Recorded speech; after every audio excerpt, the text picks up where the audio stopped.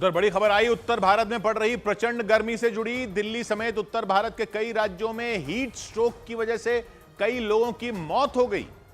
दिल्ली सरकार के मुताबिक अकेले दिल्ली में ही 48 घंटे के अंदर हीट स्ट्रोक से 14 लोगों की जान चली गई। दावा तो यह तक किया गया कि दिल्ली में पड़ रही जानलेवा गर्मी ने अब तक 40 से ज्यादा लोगों को अपना शिकार बना लिया। इसी तरह का हाल दिल्ली के पास उत्तर प्रदेश के नोएडा का भी रहा। आशंका यह भी जताई गई कि वहां भीषण गर्मी की वजह से करीब 14 लोगों की जान चली गई। मतलब उत्तर भारत के राज्यों में गर्मी जान लेने पर आमादा हो गई। इसका सबसे भीषण असर दिल्ली में देखने को मिला, क्योंकि दिल्ली में 2 दिन के अंदर गर्मी का ऐसा प्रकोप पड़ा कि 14 लोग अपनी जान गंवाने को मजबूर हो गए।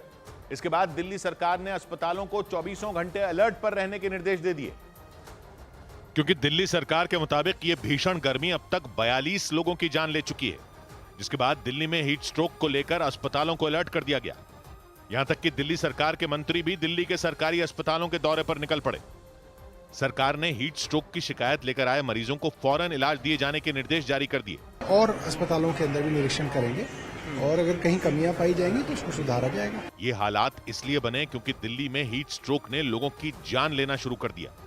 जानकारी के मुताबिक दिल्ली में भीषण गर्मी की वजह से अब तक 42 लोगों की मौतें हो चुकी हैं। इनमें अकेले सफदरजंग अस्पताल में ही 17 लोगों ने दम तोड़ा, तो वहीं राम मनोहर लोहिया अस्पताल में 11 लोगों की मौत गर्मी से हो गई। इसके अलावा दिल्ली के ही पास नोएडा में भी हीट स्ट्रोक की वजह से 14 लोगों की मौत की आशंका जताई गई। और इसी वजह से सरकार ने हीट स्ट्रोक के मरीजों के लिए अस्पतालों को पूरी तरह से तैयार रहने के निर्देश दे दिए। यहां तक कि डॉक्टरों को भी हर वक्त अस्पताल में मौजूद रहने के लिए कह दिया गया और अस्पतालों में हीट स्ट्रोक के मरीजों के इलाज की पूरी व्यवस्था कर दी गई। दिल्ली के राम मनोहर लोहिया अस्पताल में तो बड़े बड़े बाथटब रखे दिखाई दिए। बताया गया कि हीट स्ट्रोक की स्थिति में मरीजों को इनमें आइस बाथ दिया जाएगा, यानी उन्हें बर्फ और ठंडे पानी से नहलाया जाएगा ताकि उन्हें फौरन राहत मिल सके। पूरे वार्ड को इस तरीके से तैयार किया गया है। ये जो टब्स आप देख रहे हैं, यहाँ पर बर्फ डालकर सीधा कूलिंग थेरेपी जो है वो दी जाती है। इसके साथ ही दिल्ली के तमाम सरकारी अस्पतालों में इमरजेंसी सेवाएं 24 घंटे खुली रहेंगी। साथ ही हर अस्पताल में एक सीनियर डॉक्टर हर वक्त मौजूद रहेगा। इसके अलावा दिल्ली के सरकारी अस्पतालों में हीट स्ट्रोक की समस्या से निपटने के लिए दवाइयों का स्टॉक रखने के निर्देश भी दे दिए गए, ताकि हीट स्ट्रोक के मामलों में कोई लापरवाही की गुंजाइश न रहे, क्योंकि इतनी भीषण गर्मी हट्टे कट्टे इंसान को भी पस्त कर सकती है और अगर कोई हीट स्ट्रोक की चपेट में आ जाए तो उसकी हालत खराब हो सकती है। इसी वजह से डॉक्टरों ने सलाह दी कि जितना हो सके लोग अपने घरों में ही रहें और गर्मी से बचने के लिए जो हो सकता है वो करें। अपील यह भी की गई कि लोग अपने आसपास मौजूद लोगों पर भी थोड़ा ध्यान रखें, ताकि अगर कोई उनके सामने अचानक हीट स्ट्रोक का शिकार हो तो उसकी जान बचाई जा सके।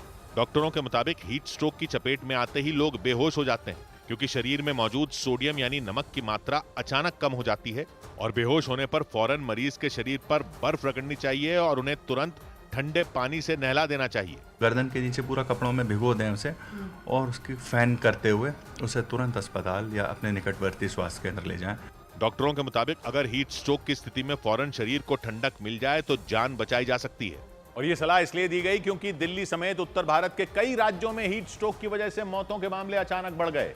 दिल्ली के सबसे बड़े शमशान घाटों में एक निगमबोध घाट पर तो दाह संस्कार की बढ़ती तादाद ने सबको हैरत में डाल दिया, क्योंकि दिल्ली के निगमबोध घाट में कोरोना की दूसरी लहर के बाद ये सबसे ज्यादा दाह संस्कार हुए। मतलब एक तरह से हीट स्ट्रोक उतना ही खतरनाक हो गया जितना कोरोना था, क्योंकि दिल्ली के निगमबोध घाट में 2022 में जून के महीने में 1570 लोगों का दाह संस्कार हुआ था और इस बार जून के महीने में 20 दिन के अंदर ही ये आंकड़ा 1100 को पार कर गया।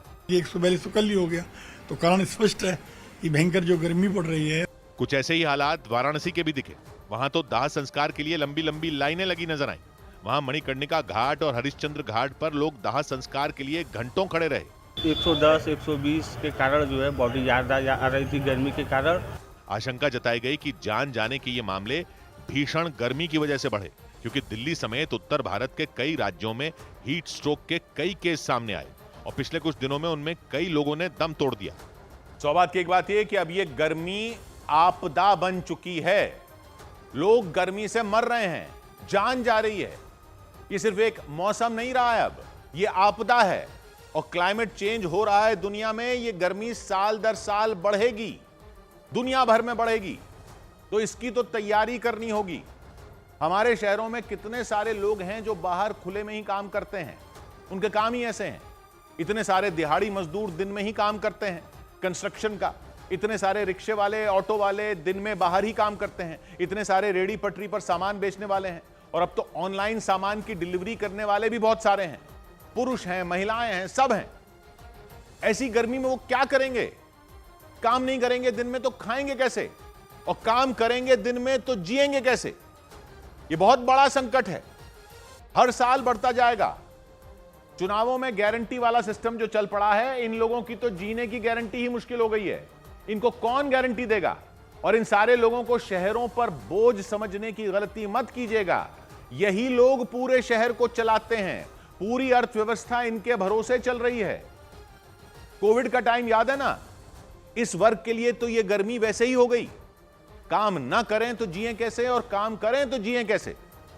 और यह हर साल होगा। अब प्लानिंग करनी पड़ेगी इन महीनों के लिए। यह इमरजेंसी है, हेल्थ इमरजेंसी, आपदा है ये।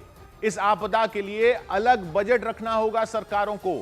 अस्पतालों का हाल देख रहे हैं, लोगों की मौत हो रही है, चेतावनियां जारी हो रही हैं कि घर से बाहर मत निकलिए, लेकिन जिनका काम ही बाहर निकलकर खुले में होता है, उनके लिए इन चेतावनियों के क्या मायने हैं? सोचिए। कुछ एनजीओ हैं जिन्होंने एक रास्ता दिखाया है। उन्होंने बीमा पॉलिसी ले रखी है कई स्वयं सहायता समूहों के लिए। बीमा पॉलिसी का प्रीमियम देते हैं वो हर साल, जैसे गाड़ी की इंश्योरेंस का देते हैं ना, वैसे। और पॉलिसी ऐसी होती है जैसे कि समझो जिस दिन पारा 40-45 के ऊपर गया तो बीमा धारक को उस दिन का 400 रुपए मिल जाता है। मतलब गर्मी पड़ेगी तो बीमा कंपनी उस दिन की दिहाड़ी दे देगी। ये एक रास्ता है। ऐसे और भी कई रास्ते हो सकते हैं, लेकिन सोचना तो पड़ेगा। इन सरकारी विभागों को इन सब चीजों में लगाना पड़ेगा, सरकारों को। और पब्लिक को भी सोचना होगा कि फ्री में ये और फ्री में वो और सीधे खाते में पैसा वैसा ठीक है, लेकिन ये जो जीने मरने का सवाल खड़ा हो गया है, ऐसे सवालों के जो जवाब दें, उन सरकारों को वोट दें।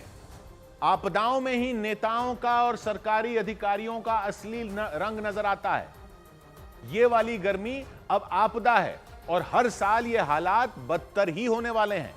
तो जैसे कोरोना ने जीवन जीने के तरीके को बदला था, क्लाइमेट चेंज में भी जीने के तरीके को बदलने के लिए तैयार हो जाइए। वो कहते हैं ना कि इसका कोई प्लान बी नहीं है, क्योंकि एक ही पृथ्वी है, कोई प्लैनेट बी नहीं है। जीना यहां, मरना यहां का मतलब यह नहीं कि समय से पहले मर जाएं।